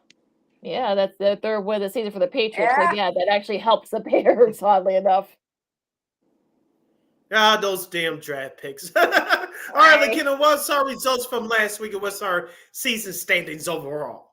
Well, let's see here. Sid, you and I had 8. Christine, you had 7. And unfortunately, because of that, you lost the game. Now you're down 2 games against Sid. So that Eagles game kind of killed you there because you would have been back even if the Eagles had had won yesterday. Well, I'll get back. Yeah. but you know what? That's all right because look. I mean, the good news is that there's still a few weeks left in the season. So yeah, there's still plenty of time to get back going. Oh, Here one more after the- thing. Thank you, Houston, Texas. I told y'all last week. Oh yeah, Yes. the Houston got you too. Yeah, the Houston got you too. Yeah. Don't let Chris hear that part, Christine. Yeah. Oh, I know. He was very happy with that little bit. Well, I'm sure he liked his effort for Russell Wilson, so that's all you can ask for there. He's actually still looking pretty good. Now going into these week 14, we're already at week 14, folks. I mean, come on, this season's gone by way too quick. Our buddy Pro News will have this game for CBS. We just talked about it a few minutes ago, Sid. And the NFC South, you got the Bucks and the Falcons. Christine, ladies first. Well, I'll let you start this one. Yeah, I'm going to go with the Falcons for this one, just because, again, this is just going to be an interesting game overall, because it just seems like this division overall is just up for grabs at the moment. So I'm just going to go with the team that surprises everybody recently, and that's the Falcons. As we talked about in our last segment, Lakina, the Falcons beat a trash New York Jets football team on the road last week in the rain, in the wind, and all that. The Buccaneers, they can put up points, but their defense has been bad over the last month or so. The Falcons are at home. They're 2.5-point favorites, so I'm going with Atlanta here. Yeah, I'm thinking the Falcons too. I'm just hoping for that Spiro gets a good game this week, because that last one, he had the Chargers and the Patriots last week. Ooh, that was just brutal. So I'm hoping he and Archuleta to have a. I'm hoping he and Adam have a good one this week. Now Now that was a Lakina McGee special last week, 6-0. Oh well, no. That was the ones I was talking about are more entertaining. That one was just brutal. So I wouldn't call that one. That was not entertaining at all. This is a tricky one here in the second one. So you start this one for us. You got the Rams and the Ravens. Ravens coming off a bye. Yes, Baltimore is fighting for that top seed in the AFC, along with the Miami Dolphins. In the Los Angeles Rams, Matthew Stafford has been playing a whole lot better this year. 16 touchdowns, 9 interceptions overall. Kyrie Williams, their star running back for the Rams, 687 yards rushing with 7 touchdowns. Puka Nacua has 4 receiving touchdowns off of 77 catches, but I think the Rams are going to run into a buzzsaw here. Baltimore's favored by 7.5 at home. The Ravens, even though they have their star tight end Mark Andrews will be out for the year, I think they still have enough to pull off a win against a road-weary Rams squad. So I'm going with Baltimore here. I'm going to go with the Ravens, too, for this one. They're trying to chase that AFC title right now. And I know the Rams are on a hot streak, but I think that's gonna end sooner than what the Rams fans think. So I'm going with the Ravens. Yeah, I agree. I think the Ravens will win this one. Like I said, they're coming off a bye. They got the 1 seed like right at their grasp. So I think they want to win. I know Lamar Jackson's been out. Well, he came back to practice, but I know that he with the illness. So, but he was practicing today, so that should help a lot. So, but yeah, I think the Ravens should win this one pretty handily. Next game here, we talked about it. One of the more intriguing matchups. I'm dying to see who we're gonna pick here. We got the Colts and the Bengals. Bengals coming off upset win against Jacksonville. Sid, you start this one for us. I know the Bengals are at home and they're the 2.5-point favorites, but I don't see Jake Browning having that kind of performances again. Excuse me. And Cincinnati's defense, you saw holes in there last Monday night. But the Colts, as we talked about in our last segment, Gardner Minshew has been more than effective, especially in these last few weeks. Their running game is solid with Zach Moss, even though Jonathan Taylor, their star running back, will not be playing this week. Their Colts defense is nothing to sneeze at. I expect them to step up here. I'm going to step out. I'm going with the Colts.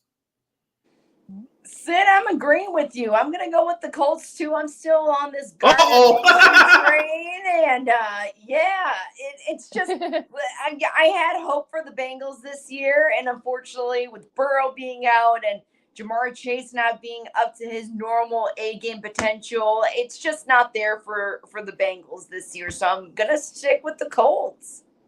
Yeah, I mean, the Colts have been playing very well. I know Jonathan Taylor is going to be out, so that might be a problem on the running back side. But I think they'll do just enough, I think, to win this game. I'm not I like Jake Browning, and I'm glad he had that great start. But yeah, I think the Colts, James Sycom, I mean, he might be one of the favorites for coach of the year if they keep winning. So yeah, I'm picking the Colts. Another injury one here. You got the Jags and the Browns. With all the injuries to the Browns, I know the Jags are gonna want to get that bad. Are probably smarter from their loss to the Bengals. So I think might be one of those rough games. But I think the Jags. I know no Trevor Lawrence, but I'm stepping out. I'm picking the Jaguars. I don't know why. I might regret it later on, but I'm picking the Jags. I'm going to go with the Jaguars, too, just because when it comes to injuries, like what you said, Lakina, the Browns, they take the title there. I'm banking on Trevor Lawrence not playing. And Cleveland, so this live broadcast, we don't know who is going to start. Will it be Joe Flacco again or their rookie quarterback? I think the Browns defense has enough to step up. That Jags defense really let them down in that second half there. So just because they're at home, they're favored by 3. I'm going with Cleveland here. All right. Yeah, like I said, this should be an interesting one game. Also incidentally, of course, I forgot to mention the Cardinals and the Commanders are off. So for all of you guys, if you got I guess if you got Kyler Murray late in the season, you can adjust your fantasy teams accordingly. And next up, I guess we can make a quick work, or maybe not. I don't know, but Panthers and Saints in the other matchup in the NFC South. So you start this one for us. I know the Panthers played well as expected last week at Tampa Bay, but they just don't have enough. The Saints almost made a great comeback against Detroit at home. They're home again this week. They're favored by 5 points. I'll go with New Orleans. Yeah, this one's kind of easy for me, too. I'm going to go with the Saints. I was really hoping, like I said last week, normally when a coach leaves, the team comes back, and I was really close in that prediction, but I don't think it's going to happen this time around for them. Yeah, I agree. I think the Saints, they should win this pretty handily. A lot of turmoil over in Charlotte right now. Something to watch out for. So we'll see what happens there. In the last of the new games, you got the Texans and the Jets. Christine, you start this one for us. I got to go with the Texans here. The Jets, there seems to be a little quarterback drama with Zach Wilson. Apparently, someone leaked a story about him not wanting to be on the team, and now everyone's kind of taking it the wrong way, and so who knows what's going on there, if the guys on the line will even want to play for Wilson now. So it's all about trust when it comes to that offense and just in football in general. So the Texans, they're looking really good, and I think this could be a turning point for them. So I am going to pick the Texans for this one. If Jacksonville loses at Cleveland on Sunday and the Houston Texans win, I believe the Texans will be in the tie with the Jaguars for that division lead in the AFC South. You mentioned, Christine, the Texans are playing very well. They got away with one against Denver last Sunday at home. They hopefully they don't take the Jets too lightly because, as we all know, the NFL is a week-to-week league. Houston's favored by 3.5 on the road. I'm going with Houston. Yeah, I think the Texans. I know Tank Dell is out for the year, one of their young receivers, so that might play a little bit of a factor here. But I'm sure they're going to want to bounce back. Especially they got that win against the Broncos. Yeah, I think they want to kind of get it going. So yeah, I think the Texans will win this one, and they should win this one pretty. I don't want to say easily, but they'll probably pull away late. First of the 3 o'clock games, we talked about this one a few minutes ago, Sid. You can start this one. Vikings and Raiders in Vegas. Even though I want to see the Raiders win because of Antonio Pierce, I have to go with the better team here. I'm going with Minnesota. They're 6-6 on the year. They're 3-point favorites on the road. They have a more balanced roster than the Las Vegas Raiders do. I'm going with Minnesota. They are definitely sour after that Monday night embarrassment, so they want revenge. I'm going to go with the Vikings. Same for the same reason. I think, look, they probably had a week to sit on that loss to the Bears. So, yeah, I think the Vikings are going to want to prove themselves. So, they want to be right there to think back in the thick of it in the NFC playoff picture. So, yeah, I'm picking the Vikings as well. NFC West, Christine, Seahawks and 49ers. You start this one for us, please. It is a Thanksgiving reunion all over again because they played each other just a couple of weeks ago on Thanksgiving. And that was a beatdown for the Seahawks. And now they're going into 49ers territory. And Brock Purdy, He's got that MVP potential, and I'm very impressed and proud of him just from becoming Mr. Relevant to what he is right now.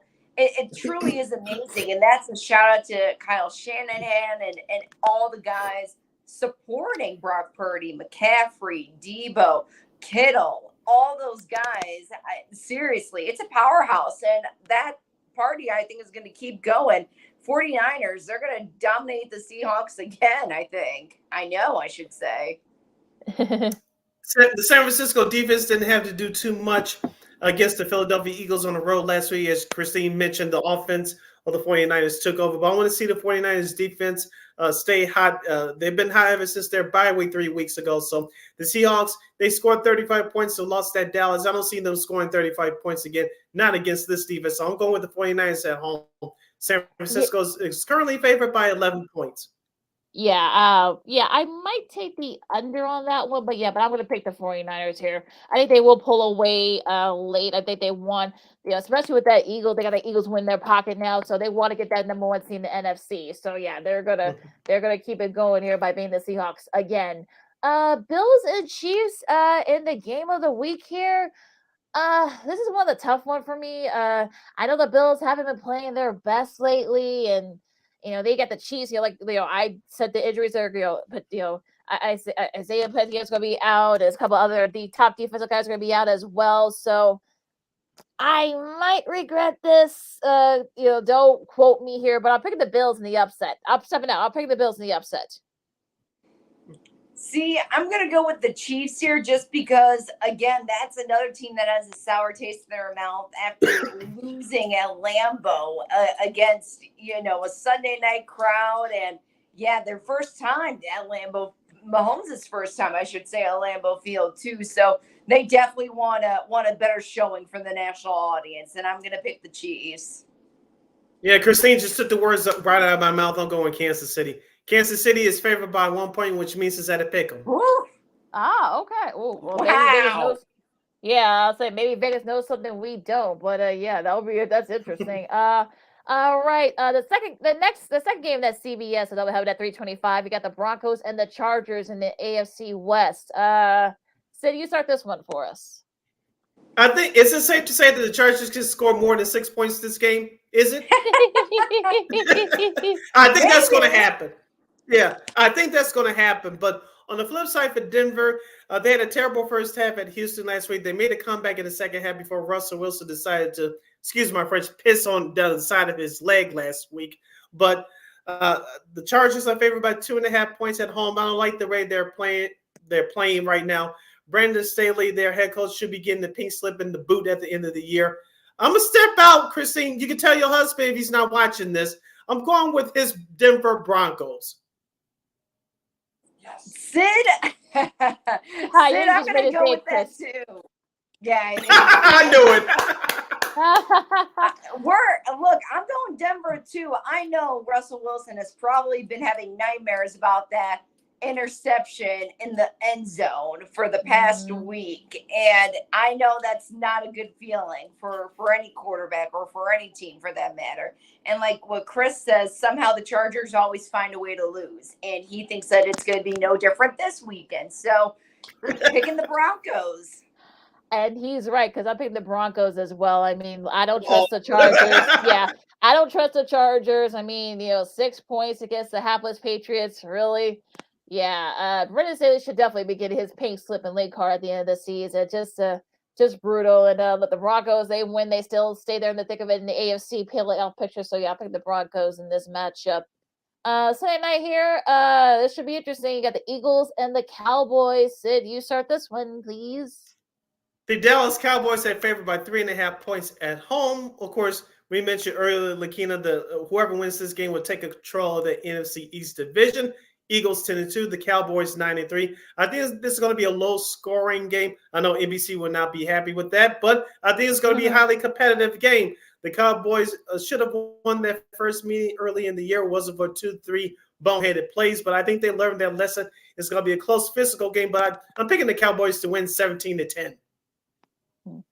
Yeah, I'm going with the Cowboys too. I mean, Dak, he's playing some of the best football in his career so far. You also have guys like CeeDee Lamb supporting him. Micah Parsons, he's just dominating on the defensive side for the Cowboys. The Eagles, I've been saying this all year, they're just not the same team. You have Jalen Hurts that's throwing way more interceptions and just having a lot more turnovers, and just with the team in general. And then you have injuries on the Eagles as well, with Dallas Goedert still not back with the team yet. He's still out for a little bit. So I think what you said, Sid, it's still going to be a competitive game, but I'm sticking with the Cowboys. I'm going with Jerry's world. Oh boy, this is one of those toss-up games. I don't know which team I know the Eagles want to get that taste out of their mouth from the 49ers shellacking, late, especially all the stuff that happened beforehand. Although the Cowboys are playing very well, I think Dak, if you saw his video, I think Dak wants to kind of do a kind of a prove-it video. So I guess I'll pick the Cowboys too, but I'm afraid because watch Jalen Hurts throw for like 5 TDs or something like that, and maybe the defense gets a pick 6 on Dak or something. I can see that happening. So yeah, which is very possible. Which is possible. So yeah, but I'll pick the Cowboys, but I say that very reluctantly. So we'll see what happens there. One of the 2 night games that'll be simulcast. This one will be on ESPN, ESPN2, and Manicast, and ESPN Deportes as well. You got the Titans and the Dolphins. So you start this one. As I talked about in our last segment, you worried about the Dolphins, even though they had a blowout win against the Washington Commanders on the road last week. You worry about them coming back home to having a letdown against the Tennessee Titans team, who they they lost to the Colts in overtime last week. So if you're the Dolphins, you have a control of the AFC East division. Hopefully you do not play down to your competition at home. Tyreek Hill, their star wide receiver, is a top 5 candidate for MVP. I'm going with the Dolphins here. They just better not have a letdown. You can't stop the cheetah. I'm going with the Dolphins too. I think this could be a good year for a quarterback not to receive the MVP, and Tyreek Hill's the guy. We'll see. Like I said, Tyreek's not 100%, so like I said, that could be a factor there. But they should have no trouble with the Titans. I know the Titans, they've been, all season long. So especially now that Tannehill's out. So yeah, I'm picking the Dolphins should win this one pretty handily. Now this one Miami's favored by 13. 13, yeah. Oh, yeah, that might take the over there. Now this other one, this will be on ABC and ESPN Plus, although the Mancast will be doing this game as well. Packers and Giants should be a little bit better, but not by much. I think the Packers, hopefully they don't have that letdown from that Chiefs win last Sunday night. They got a pretty easy schedule, quote unquote, for the most part. These last 5 games, this could be a good start here. As long as they don't have a letdown, they should be fine. I'm picking the Packers. They're riding a huge high right now. I'm going to go with the Packers. I'm sorry, Tommy DeVito. It's not going to be your week. I'm going with the Packers too, but I think the Giants will play much better than what people expect. We talked about this in our last segment, Lakina, that this could be a trap game for the Green Bay Packers, as Christine mentioned. Mm-hmm. The Packers won their game at home on a Sunday night stage, and they could be feeling themselves as they go into this game against a lesser opponent. But I'm picking the Packers to win, but I think they're going to win it by a field goal. The Packers are favored by 6.5. All right, yeah, might be interesting number there, but yeah, we'll see. We'll see how the Packers respond after that win against the Chiefs. Now, of course, last but not least, the beloved Bears as they host the Lions. They're coming off a bye. We talked about it earlier. They think they got a shot to run the table, perhaps get one of the wild card spots.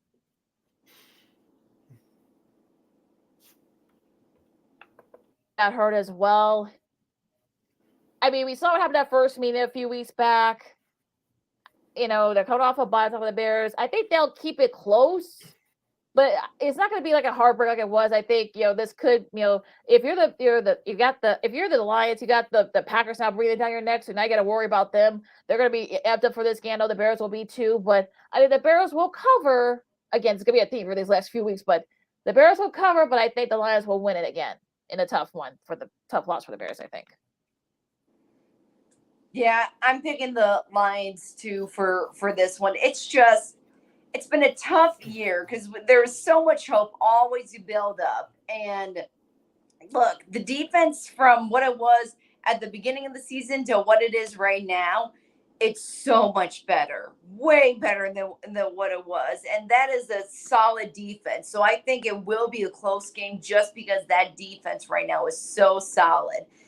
The offense, it's very tough for me to watch and not scream at my television. Chris can tell you, he's like, I don't know if I can keep on watching Bears games with you because it's so tough. and it's like it's just frustrating, and just to see what a young talent that Fields is, and it's not being shown. He's not doing it with this team, and it's just you want to root for him just so he can hopefully have a better situation come next year.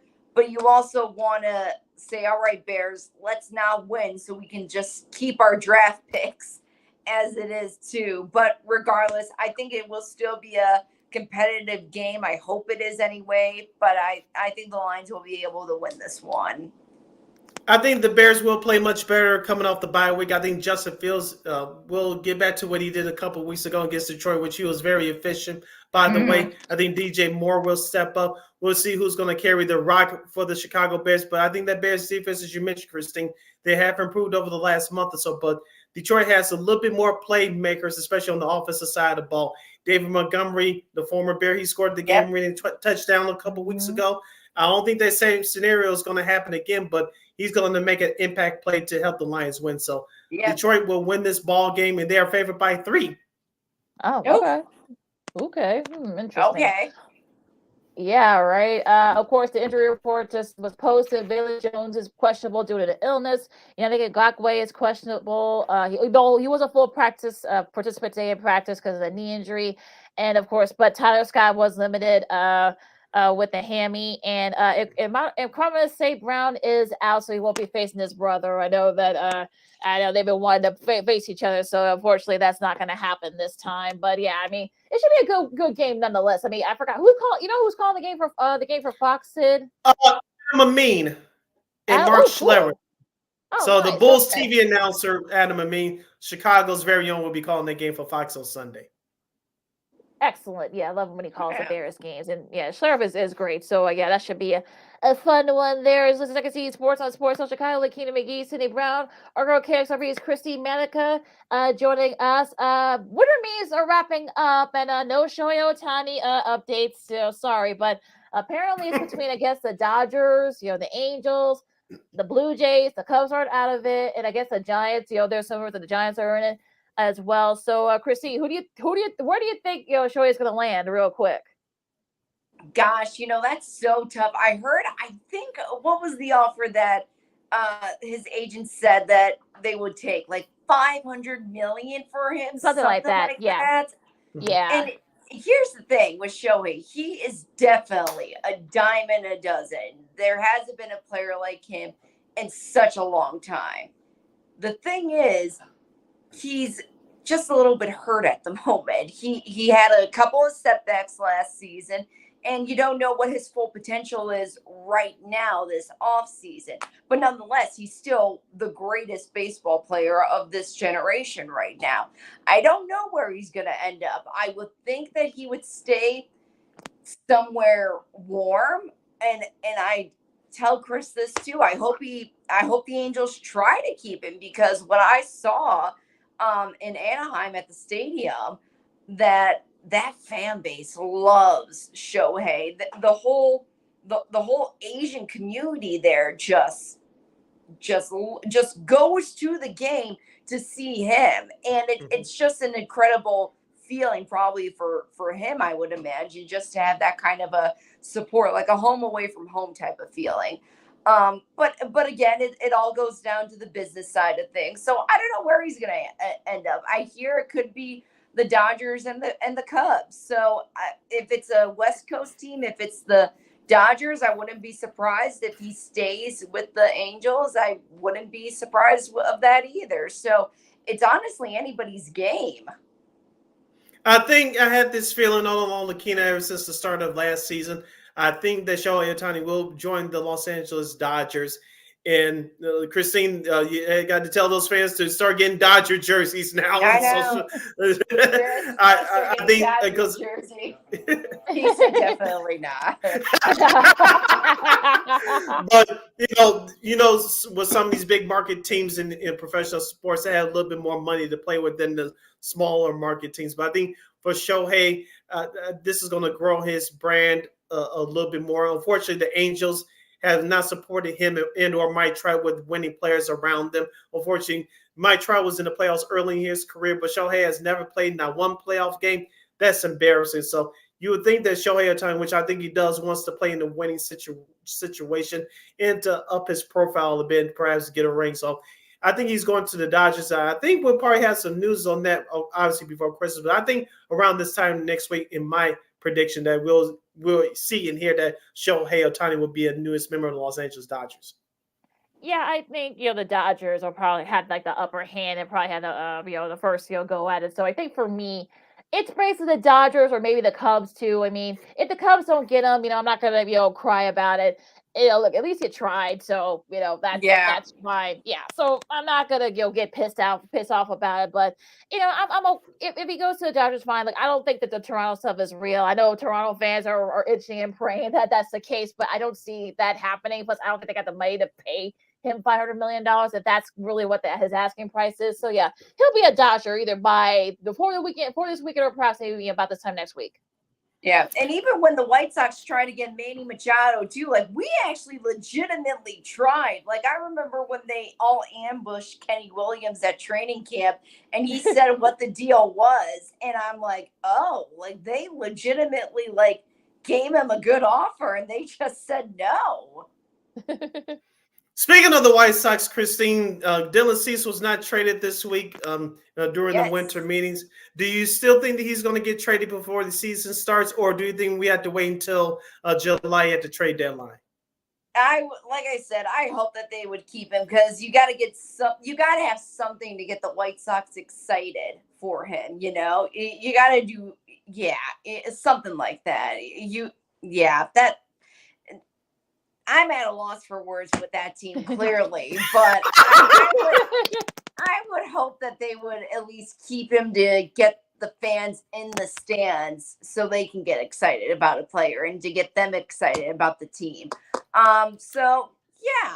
If they're not doing a deal, if it's not working out now, then my guess is that maybe by July something might happen.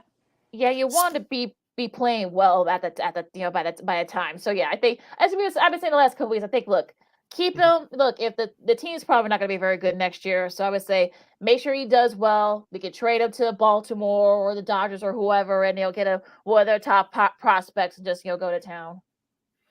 Yeah, speaking of the Southside baseball team, yours surely got something in the mail yesterday. For those of you that are listening back on our replay at Ward Media Podcast, you can go to my Twitter X page at CityKid80. But for those of you watching live and on replay right now on our YouTube, Facebook, and Roku TV, Christine, can you read this?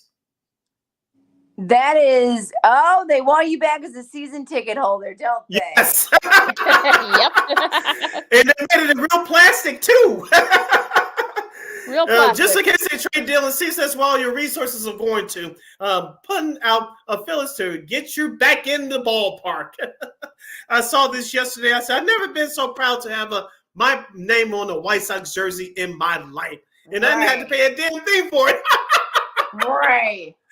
And so I was communicating with a couple of the people via social media yesterday. For those that haven't renewed their season tickets, they did tell me that they got the same message yesterday. As Lakina talked about, the White Sox fans know that if the team is not going to be competitive, they're not going to come out. If the team is competitive, they will come out. I see both sides of the argument here, but if you go the way that they shot themselves in the foot with the whole Jason Benetti thing, I know he was on Parkins and Spiegel on 670 to Score in Chicago earlier this week. For those of you that missed the interview, go check it out on their website. But the way they treated Jason Benetti, the way they treated some of the season ticket holders, the way the whole Tony La Russa hire a few years ago, even though they got a division title out of it in 2021. and just some of the other things that have gone on here. They shot themselves in the foot, and they really have a lot of work to do to get their fans back. Of course, one quick way to do it is with them winning. As of right now, I don't see that on the horizon. Of course, with the winter meetings wrapping up in Nashville, Jerry Reinsdorf, the chairman of the board for the White Sox and Bulls, he met with the mayor of Nashville. You can go make that however you want. Me personally, I don't take it seriously, but the White Sox organization, they just have a lot of work to do. Yeah. He's flirting with Nashville, if anything. Yeah. Yeah, they're like begging people to come back, So when you showed me that Sid earlier, I was like, okay, yeah, they're really begging y'all to. You can't make this shit up. You can't make stuff up. Can't make it up. My God, but yeah, it's a little bit crazy. Real quick, I know the Heisman Trophy presentation will be tomorrow night. The finalists are Jaden Daniels from LSU, Marvin Harrison Jr. from Ohio State, Oregon's Bo Nix, and Washington's Michael Penix Jr. Real quick, who do you guys think will win the trophy tomorrow? Michael Penix Jr. He beat Bo Nix twice, and that's what got him into the college football playoff. Mic drop. I agree. I was gonna say you already know because I'm banking on that for a draft pick for the Bears. Yeah, I know it's. Yeah, I think it's gonna be between Penix and Daniels. I think Penix will get the edge just because, like you guys said, that Oregon win the Pac-12 title game last week, and I think will definitely give him the edge there. Now, a quick program note on ESPN after the Heisman Trophy presentation, the great Heisman race of 1997, with of course Charles Woods and beat Peyton Manning, Brian Leaf and Randy Moss. That'll be a 30 for 30 style on ESPN and ESPN Plus. So make sure you guys check that out as well. I remember that Heisman race. I actually had Peyton Manning winning. I feel silly, but then they ended up going to Charles Woods, so I wasn't too surprised by it. So yeah, make sure you guys check that out at 9:00 ESPN on Saturday, tomorrow night after the Heisman presentation. And one more quick programming note: tomorrow on ABC, the play-in tournament for the NBA. Their final game in Las Vegas will feature the Los Angeles Lakers against the Indiana Pacers. Christine, who do you have in that one? Lakers. Got to go with the Lakers. LeBron, shooting 30-plus points in 20 minutes? Just insane. Did you check out that logo three-pointer hit last night against New Orleans? I did.